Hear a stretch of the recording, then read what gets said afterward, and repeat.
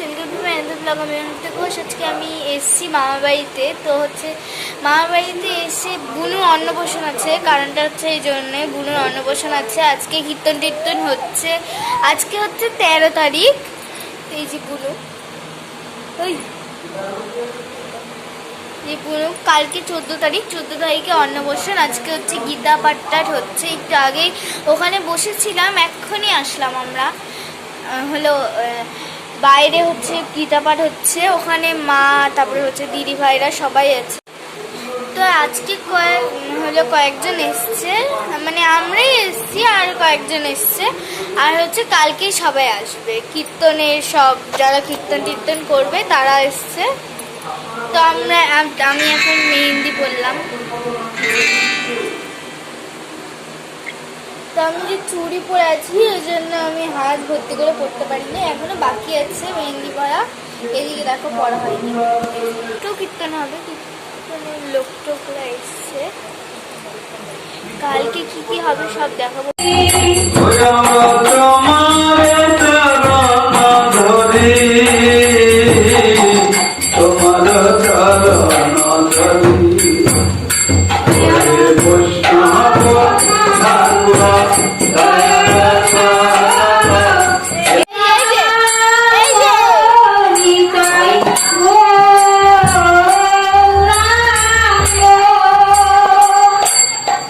এটা আমার মামার মেয়ে, এটা আমার একটা দাদার ছেলে। এই যে দেখো তোমরা, দিশনা আমাকে মেহেন্দি পরিয়ে দিচ্ছে। মেহেন্দিটা কেমন হয়েছে বলো কমেন্টে। শর্টকাটের মধ্যেই পড়েছে।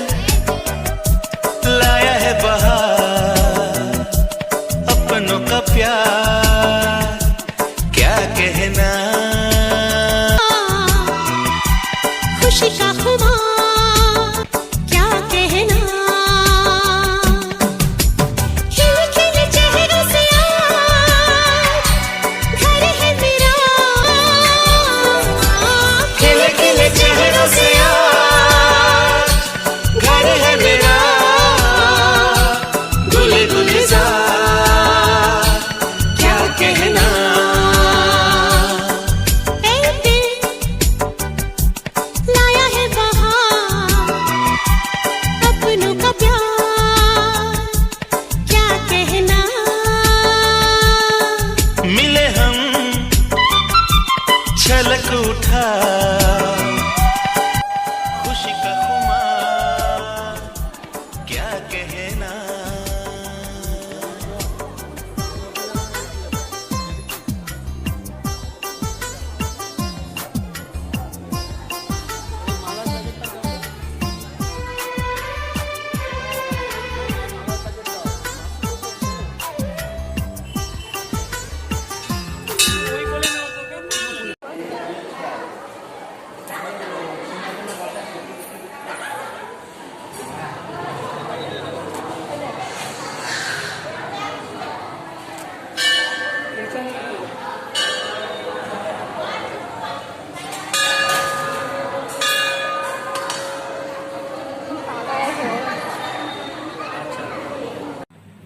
তো আমরা এখন বুড়িকালী মায়ের মন্দির থেকে লোকনাথ মন্দিরে আসলাম।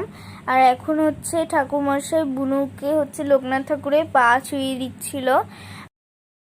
সামনে ক্যামেরা ছিল আর সবাই ওকে ডাকছিল যে এদিকে তাকাও, এদিকে তাকাও। ও তো কিছুতেই তাকাচ্ছিল না।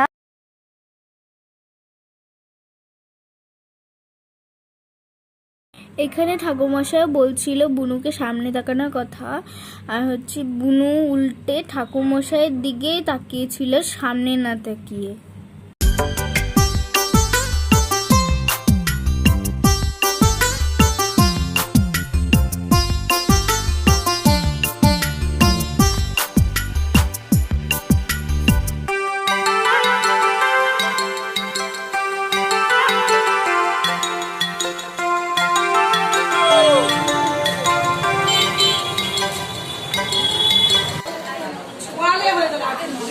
বাড়িতে চলে আসার পর এখানে বুনুকে বুনুর মামা ভাত খাইয়ে দিচ্ছিল।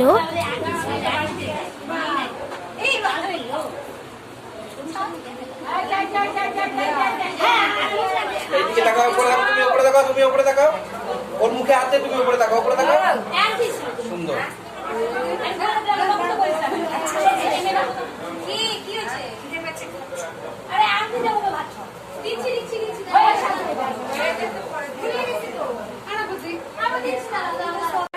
তো এখানে একটা রিচুয়াল থাকে, থালা থেকে কিছু একটা তুলতে হয়, তো বুনু এখানে পেন তুলেছিল।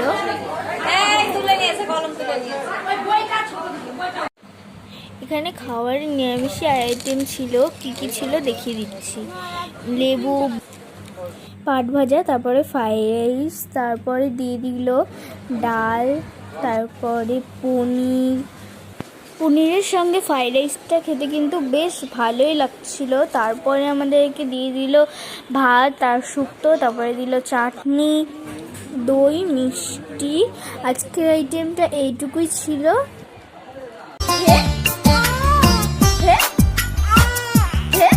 हम तुम यूं ही मिलते रहे, महफिल यूं ही सजती रहे। बस प्यार की यही एक धुन हर सुबह शाम बजती रहे।